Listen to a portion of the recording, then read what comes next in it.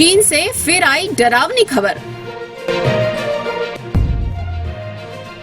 पीथमपुर में कचरे पर कोहराम।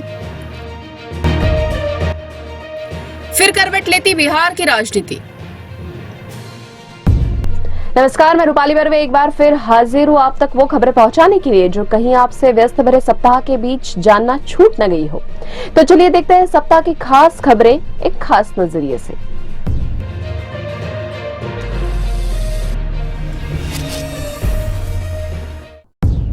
चीन से एक बार फिर डराने वाली खबर आ रही है। इस बार ह्यूमन मेटान्यूमो वायरस यानी कि HMPV को लेकर हड़कंप मचा हुआ है। सोशल मीडिया पर चल रही खबरों के मुताबिक इस वायरस के संक्रमण के प्रभाव से अस्पतालों में मरीजों की लाइन लग गई है। खबर यहां तक है कि शमशानों में भी बड़ी संख्या में शव पहुंच रहे हैं।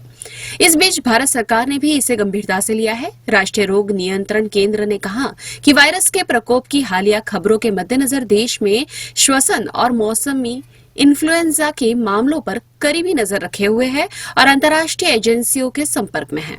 स्वास्थ्य सेवा महानिदेशक डॉक्टर अतुल गोयल ने कहा कि ह्यूमन मेटान्यूमो वायरस सांस से संबंधित किसी भी अन्य वायरस की तरह है जो सामान्य जुकाम का कारण बनता है। उन्होंने कहा कि वायरस युवाओं और अधिक आयु के लोगों में फ्लू जैसे लक्षण पैदा कर सकता है। हालांकि हमने देश में श्वसन प्रकोप के आंकड़ों का विश्लेषण किया है। दिसंबर 2024 के आंकड़ों में कोई उल्लेखनीय वृद्धि नहीं हुई है। हमारे किसी भी स्वास्थ्य संस्थान से बड़ी संख्या में मामले सामने नहीं आए हैं। मौजूदा स्थिति को लेकर घबराने की कोई बात नहीं है। डॉक्टर गोयल ने कहा कि किसी भी स्थिति में सर्दी के दौरान श्वसन संक्रमण का प्रकोप बढ़ जाता है, जिसके लिए आमतौर पर हमारे अस्पतालों में आवश्यक चीजों की आपूर्ति और बिस्तरों की व्यवस्था की जाती है। उन्होंने लोगों को श्वसन संक्रमण को रोकने के लिए अपनाई जाने वाली सामान्य सावधानियां बरतने की सलाह दी। उन्होंने कहा कि यदि किसी को खांसी या जुकाम है तो उन्हें दूसरों के संपर्क में आने से बचना चाहिए ताकि संक्रमण न फैले। विशेषज्ञों के मुताबिक वायरस के प्रमुख लक्षणों में खांसी, बुखार, नाक बंद होना, सांस लेने में तकलीफ आदि प्रमुख है। भोपाल गैस त्रासदी से निकला यूनियन कार्बाइड के कचरे को लेकर इंदौर से लेकर भोपाल तक बवाल मचा हुआ है।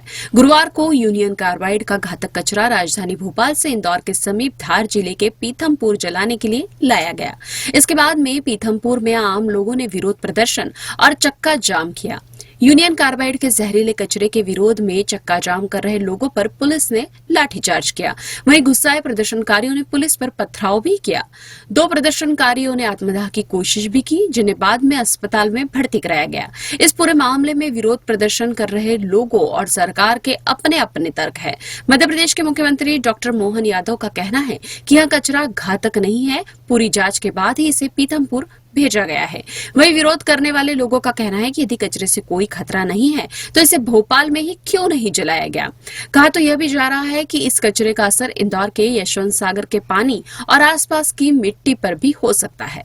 दरअसल 40 साल पहले भोपाल गैस त्रासदी में 5000 से ज्यादा लोगों की मौत हो गई थी। इसी यूनियन कार्बाइड के कचरे को जलाने के लिए इंदौर के निकट पीथमपुर भेजा गया है। हालांकि इस बीच राज्य के मुख्यमंत्री डॉक्टर मोहन यादव का बयान सामने आया है। उन्होंने कहा है कि फिलहाल कचरे को नहीं जलाया जाएगा। हमने कोर्ट के आदेश के बाद ही कचरे को वहां पहुंचाया है। अब कोर्ट जो भी आदेश देगा उसी के अनुरूप हम काम करेंगे। हम लोगों की चिंताओं का भी समाधान करेंगे।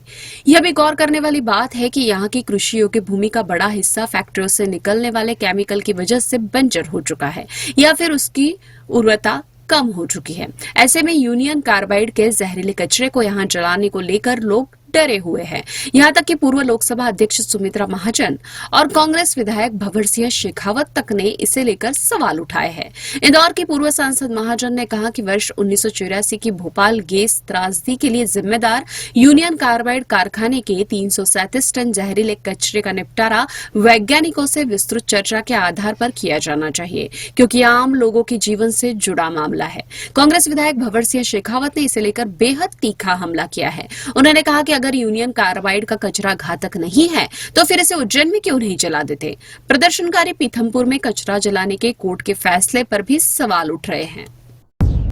वर्ष 2025 के अंत में होने वाले बिहार विधानसभा चुनाव से पहले राज्य की राजनीति एक नई करवट लेती दिखाई दे रही है। पिछले कुछ समय से मुख्यमंत्री नीतीश कुमार एक अजीब सी चुप्पी साधे हुए हैं। उनकी चुप्पी को लेकर राजनीतिक गलियारों में अलग अलग अर्थ निकाले जा रहे हैं। यह भी कहा जा रहा है कि नीतीश बाबू एक बार फिर पलटी मार सकते हैं। इन अटकलों को महाराष्ट्र विधानसभा चुनाव के परिणामों के बाद ज्यादा बल मिला है। दरअसल महाराष्ट्र में चुनाव के बाद एकनाथ शिंदे को अपने कदम पीछे हटाने पड़े थे। बताया जा रहा है कि नीतीश को भी इस बात का डर सता रहा है कि उनका हर्ष भी कहीं शिंदे जैसा न हो जाए। राज्य के राजनीतिक माहौल को भांपते हुए बिहार के पूर्व मुख्यमंत्री और राजद सुप्रीमो लालू यादव ने कहा कि नीतीश कुमार एक बार फिर साथ आते हैं तो उन्हें कोई आपत्ति नहीं है। नीतीश के लिए हमारे दरवाजे खुले हैं। हालांकि नीतीश हमेशा भाग जाते हैं, लेकिन हम उन्हें माफ कर देंगे। लालू के बयान पर अब तक नीतीश कुमार की सफाई भी नहीं आई है, इसलिए भी इस तरह की अटकलों को और बल मिल रहा है। दूसरी ओर बीपीएससी के अभ्यर्थियों ने परीक्षा में धांधली को लेकर सरकार के खिलाफ मोर्चा खोल दिया है। राजनीतिक दल भी अभ्यर्थियों के समर्थन में उतराए हैं। चुनाव रणनीतिकार से राजनेता ने बनी प्रशांत किशोर ने छात्रों के समर्थन में आमरण अनशन शुरू कर दिया। उन्होंने कहा कि आंदोलन किसी भी सूरत में खत्म नहीं होगा। प्रशांत ने कहा कि अभ्यर्थियों से मुख्यमंत्री नीतीश सीधे मुलाकात करें। उन्होंने कहा कि मुख्यमंत्री का अहंकार इतना है कि वह कह रहे हैं कि हम नहीं मिलेंगे। हम लोगों की भी जिद है कि उन्हें मिलना ही पड़ेगा। पप्पू यादव ने भी छात्रों के समर्थन में रैली रोकी। चुनावी साल होने के कारण बिहार में आने वाले दिनों में और भी आंदोलन खड़े हो सकते हैं। बिहार की राजनीति में आगे क्या होगा फिलहाल किसी को नहीं मालूम, लेकिन मुख्यमंत्री चुप्पी कई सवाल उठा रही हैं। अब खबरें संक्षेप में। दिल्ली विधानसभा के लिए भाजपा की पहली सूची जारी। केजरीवाल के खिलाफ प्रवेश वर्मा को उतारकर भाजपा ने मुकाबले को रोचक बनाया। कांग्रेस ने संदीप दीक्षित को उतारा है। अरविंद केजरीवाल का दिल्ली के लोगों को बढ़े हुए पानी के बिल से निजात दिलाने का वादा। कहा, जिन लोगों के पानी के बिल गलत आए हैं उन्हें भरने की जरूरत नहीं। पेरेंट्स की अनुमति से ही बनेगा बच्चों का सोशल मीडिया अकाउंट। 16 माह बाद जारी हुआ ड्राफ्ट।